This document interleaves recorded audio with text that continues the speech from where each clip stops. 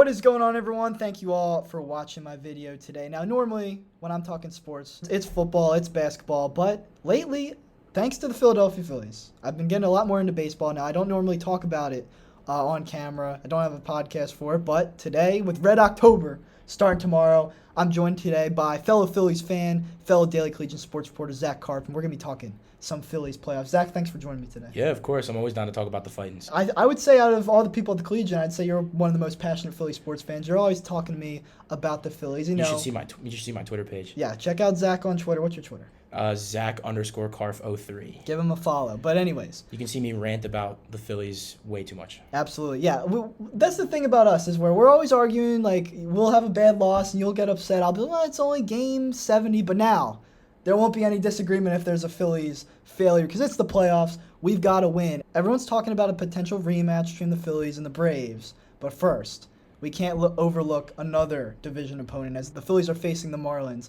in the first round in a best-of-3 series. Now, the Marlins did win the season series against us 7-6. The Phillies always kind of have a tough time with Miami, but I don't know, in a best-of-3 series, I'm feeling really confident. How are you feeling ahead of the playoffs starting? See, I don't want to be overconfident because as a Philly sports fan, I typically get to be overconfident. Yeah. But the Marlins on offense are scary, especially with Luis Arias, like the most consistent hitter in baseball. Yeah, it's 350 he's on the crazy good. I'm more scared now that they have Bell at first base because when he was in Cleveland, he was one of their best hitters, and he came out swinging as soon as he went to Miami at the trade deadline. So Miami's offense scares me a lot more than their bullpen does. Our bullpen can do what they're supposed to do. Like if Wheeler can come out, and then who's pitching on Wednesday? Is it Nola's pitching game? Nola. Too. So yeah. I mean, with Wheeler and Nola on the mound, if they're just consistent enough for 6-7 innings before the relief comes in, it's a winnable game because we know our offense with the lineup that we have can put up points after points if they're really on the money, but. We just have to make sure that we contain if the Phillies contain Luis Arias on offense and don't let him steal 2 or 3 bases a game, it should be a decent series. I could see it going to game 3. Yeah, I think it'd be a little overconfident, like you're saying, to say Phillies sweep 2-0, but to me, this is a series they absolutely can win. It's for the reasons you outlined. They have weapons, but the Phillies have so many fantastic players in their lineup. And to me, the biggest reason I think they can win this series is kind of like you outlined, the bullpen and the starting pitching. To me, Miami's without both Sandy Alcantara and Yuri Perez, who I think are their best 2 pitchers. I agree. And Luzardo, he gave the Phillies trouble just a few weeks ago, that's for sure. But I don't know. I don't think they can stack up to us. And then when you go into the bullpen, now that guys like even, Ranger, Lorenzen are going to be operating out of the bullpen a little more consistently, to me, the Phillies have a far superior bullpen than definitely Miami. And we can talk about going later in the playoffs, but yeah, I think in a 3-game series, when our best players are on the mound, and then I would assume the offense is hyped up to play some playoff baseball, some October baseball, I don't know. I think they're going to win this series. But what do you think would have to go wrong for them to lose to Miami, which would be really crushing, especially with the way some other Philly sports are going right now? I don't think I can stomach a loss to the Marlins in the playoffs right now. I have to say, I would think most other Phillies fans would have to agree with me on this, but the biggest what if from the regular season for the Phillies is relief pitching. You've got Seranthony Dominguez, Gregory Soto, Matt Strahm, and sometimes Jeff Hoffman. Yeah. However, the only one that I can really say throughout most of the season that I wouldn't say happy, but content with is Matt Strahm. Yeah. Like, Seranthony Dominguez lost my trust after the offseason. Or not after the offseason, after the All-Star break. Gregory Soto has never been consistent. He'll have a great game, and then he'll be awful after for the next 2-3 games. Craig Kimbrell has not been the same Craig Kimbrell since the All-Star break. Craig, he hasn't been hitting. Since the All-Star break, it just has not been the same Kimbrell that we saw for the first half of the season because he was stellar. Yeah. And then once we did the special light show when he starts coming out, it just ruined him. Yep. And then Alvarado has never really been a consistent closer for maybe a few seasons ago, but this season specifically, no. His strength is definitely as a setup guy. I agree. But I agree. To me, I think all the points you raise are valid, and it's definitely important when we play some better teams like Atlanta and God willing, the Dodgers maybe in the round later. But to me, I think with some of the trades they made at the deadline, I think the bullpen, because they're not gonna have that 5-6 man rotation as much. So I think a big, Lorenzen's gonna help a ton. I know he has disappointed since the no hitter, but coming out of the bullpen, I think him, Strahm, you mentioned, I think it's been really impressive this season. And then to me, Craig Kimbrell, despite what he's been doing over the past few months, that's a guy with a World Series ring. That's a guy who's made a ton of All-Star games. I just trust him to be a good closer in October baseball. And, maybe he'll prove me wrong and I'll be upset, but he's on a 1-year deal. So I want to see him brought back. I want to see him perform up to snuff. And I'm confident in him. So I'm hoping he can get back on track. But I think the thing about the bullpen is that even these guys who've had some up and down issues, like, to me, Gregory Soto should not play much in this playoff run. Obviously, there's going to be games he comes in. But someone like that, is when you have Lorenzen, when you have Strahm, and maybe even, Ranger Suarez might a couple games coming in relief, I think the bullpen could wind up being a strength just because it's going to be a little different than we've seen. But I agree. I think, we can start to look ahead to Atlanta now because we're obviously both going to predict the Phillies to win against Miami despite some of the issues they've given them. But that's where the bullpen's going to have to come up strong because the starting pitching, it's a little more even with Atlanta, but I think they've proven at times they can still hang with those Atlanta hitters, but to hold on through the game, they got to match Atlanta's depth. Yeah, the big thing with Atlanta is they just have hitter after hitter on their lineup. Yep. Like every batter in their starting 9 can swing. Against any bullpen, the Atlanta hitters can put together quite a few runs.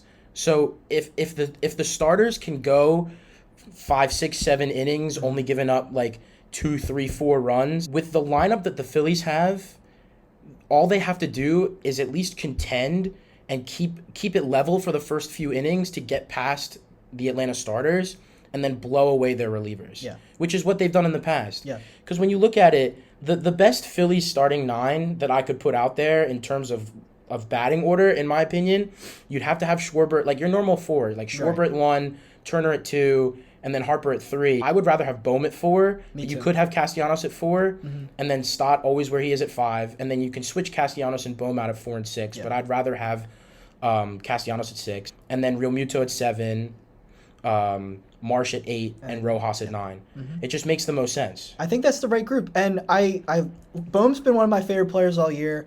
Casty, I think, is he's more likely to hit a bomb and get a highlight reel play, but to bat those first 3 guys in, I think Bohm has been the most consistent. He had a ton of RBIs this year, so I agree with that. And I also think Rojas, I know he's young, but against a high-powered Atlanta offense, you need him out in the outfield. I think so. So I agree with what you're saying there for sure. Those should be the main guys, across the playoff series. But when you look at Atlanta's lineup, like, I'm not going to sit here and pretend they're not the favorites to win the whole thing. They're the best team in the league by a wide margin. All I'm saying is, obviously Philadelphia, they beat them last year in the playoffs to get to the World Series. Well, in the second round, but they eventually got the World Series. And then this season, even just a month ago, it's not that we dominated, but it's been competitive all year long. There's games where the Braves look great on offense, but then there's games where the Phillies contend on offense, and our star power is able to close that gap. So obviously Atlanta's the favorite. Any baseball, super fan's going to say that. But to me, as a Phillies fan, there's reason to be optimistic. Maybe not super confident, but optimistic. No, I agree. I think the Phillies' path to victory here is to either shut down one of Acuna Jr. or Olsen. If you can shut down one of the two of them, and then keep Ozzie Albies as consistent, like mid-level as you can. Yeah. If you can shut down either Ronald Acuna Jr. or Matt Olson, one or the other. Easier said than done. It's easier said than done. But if you can do one of those two, it's probably that's their best chance for victory. Yeah. When I was looking at Atlanta's numbers, like, I knew their whole lineup was crazy, but the amount of guys over 20 home runs on that team, it's pretty much the whole lineup. It's pretty much the whole lineup. Like, Austin Riley would be the face of like 10 franchises. He's like the 7th guy on Atlanta in terms of like star power. It's bizarre. But to me, like, obviously I want the Phillies to win. I just wonder I trust Wheeler a lot. From there, that's where I get a little murky. Like, Aaron Nola had one of his worst seasons this year, especially giving up those home runs. Can he put together just 1 or 2 really good starts to take down Atlanta? I'm not sure. And that's a 5-game series as well, not a 7-game series. So it'll be interesting. Someone like Chris Sanchez, I maybe, he's not going to be able to shut Atlanta down. But to be honest, right now I trust him in a starting spot more than maybe Ranger and especially Taijuan Walker. Right. But that's the thing. Like, I like our pitching as a whole, but in terms of just a guy who can start and go for 6, 7, 8 innings, Wheeler's the only guy who I'm really confident can put in a good game. But that doesn't mean I don't like the rest of our guys. It's just I need to see it happen. Yeah, I agree with you on this because this is a strong topic for me because going into like towards the end of August and going into September, all I was thinking about is like we have a 6-man starting rotation. There's a lot of things that can be done here, and our 6-man starting rotation of who we would have where looks a lot different now than it did just about a month ago. Because like Taijuan Walker was having a great first like 3 quarters of the season, and then through September he's kind of fallen down a little bit. Yeah. Where I agree with you, the only consistent pitcher that we can look at to say like this guy's going to go 7 innings and let up less than 3 runs is Zach Wheeler. Because Ranger Suarez isn't having a great year compared to how he was last year. It's like a different guy. Aaron Nola can't make it out of the 6th inning most times. It's just Taijuan Walker's been inconsistent the last couple of weeks. Christopher Sanchez, in my opinion, was never good this season. Really? I think he's been really good down the stretch. I think at least through August, he was without a doubt the worst pitcher on our starting rotation.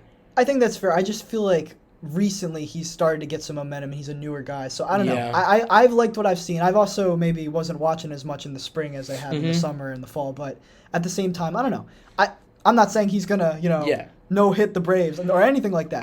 I could see as the third starter, he might be able to get through 5 innings, a little better than Taijuan could. I don't know. See, I feel like if we're talking about realistically, the Phillies should beat the Marlins in 3. Yes, realistically. I don't think it's going to be a sweep. I think it'll be 2-1 Phils. Yeah. That's realistic. So we go through 3. That's Wheeler, that's Nola, and in my opinion, it should be either Walker or Suarez for game 3. Okay.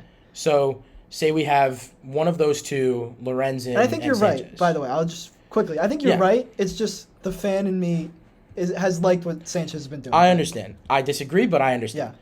So who's the starting pitcher in game 1 against Atlanta? Are you going to put Wheeler out there again? Is there going to be enough time? To be honest, I didn't look at how much time is in between the series, actually. I know. So the Marlins series is, as of this recording, it would be Tuesday, Wednesday, Thursday. Yeah. I'm not sure. I'm not quite sure when. So would the second series probably start on Saturday or Sunday? They don't have times yet. I think it's. Yeah, it would make sense if it was Saturday. It would probably be Saturday, unless they push us to Sunday. Because I don't. So honestly, I'm not that familiar with the scheduling. Five days between starts. Yeah. I feel like that's. That's not a lot to ask of a starting pitcher. Yeah, I would consider pushing Wheeler to game 2, but at the same, maybe not in a 5-game series though. Right, but my thing is, in my opinion, it all comes down to how Aaron Nola performs on Wednesday in game 2 of the Miami series. Because if he can't make it out of the 5th or 6th inning like he normally does, we can't look to him to be a starting pitcher, at least within the first 2 or 3 games against Atlanta. Because it all comes, in my opinion, in the Atlanta series, it's a best of 5. It goes a little bit longer. It all comes down to those first few games in Atlanta. You have to think about, do you want to save your best guys for games 3 and 4? Or do you want to just put it right out there, put Wheeler, put Nola on the mound in Atlanta and try to make a statement? But if it backfires, who do you have coming home for games 3 and 4? That's a good point. I don't really know what the answer is because I think Wheeler, at least, because he's going to play tomorrow, I think he'll have time to get ready for the weekend. I agree with you about Nola, though. Maybe you save him for Philadelphia. I don't know if he has a bad game. To me, if Nola plays well against Miami and the Phillies are able to maybe secure a sweep somehow on Wednesday, then yeah, I agree. I like what you're saying. Maybe consider that he might have the confidence to play in Atlanta. But if he has a bad game, yeah, I would want Nola to come home to Philly before he plays again. I agree. I think that's a smart strategy, and I don't know. We'll see what Philly Rob does because sometimes he's an interesting man. With his lineups, you never know. Yeah, I know. Especially going towards the end of the season before the Phillies clinched. You never know what Philly Rob's going to put out for a game day lineup. Right. It changes all the time. No, that's for sure. So, yeah, the Braves series, everyone knows it, but it's going to be tough. Just to look ahead briefly, I don't want to, say we're definitely beating Atlanta, but if it happens again, if the Phillies are able to pull off that upset, I think they're going to the World Series. And the reason for that is, Atlanta's the best team. I think the Phillies are the only team that can beat Atlanta. I think if Atlanta beats us, they're going to the World Series again because the Dodgers pitching staff is a wreck right now. And then, no disrespect to Milwaukee and Arizona, I just don't think they can beat Atlanta under any circumstance. So, yeah, I think the Phillies can beat the Dodgers. I agree. I know the Dodgers have a lot of star power on their own right, but the difference is I think the Phillies, Kershaw aside, have the advantage both in the bullpen and the starting pitching rotation. And that's where I'd get really confident that this is going to be a second straight year the Phillies are a wild card team in the World Series. But, That's going to take a lot, but it would be really awesome to see. It's a good point because obviously, like, Arizona and Milwaukee both made it. They're playoff teams. You have to give them the respect they deserve, but neither of those teams are beating Atlanta in a best of 5. Mm-hmm. And if the Phillies can get past both Atlanta's bullpen and their incredible, offensive lineup, the Dodgers, who are a great team but not as good as the Braves, are not as big of a stepping stone. Like, you have to give them the respect. It'll be a great series. It'll be a hard series, but I don't think it'll be as difficult as the Atlanta series is going to be. No. And so if the starting pitching can show what it can do in Atlanta and the Phillies get past Atlanta in that scenario, the starting pitching against the Dodgers is going to do just fine, in my opinion. Yeah, I completely agree. I just think the Dodgers have a lot of youth in the pitching staff right now. I think the Phillies have the edge. So that's going to do it for our preview of this Red October playoff run coming up. Thank you guys so much for watching. It's gonna be tense. I don't know if I'm mentally prepared. I don't feel for it safe right at now. all. No, Anything even with can the happen. Marlins, even with the Marlins, I feel like we're better than them.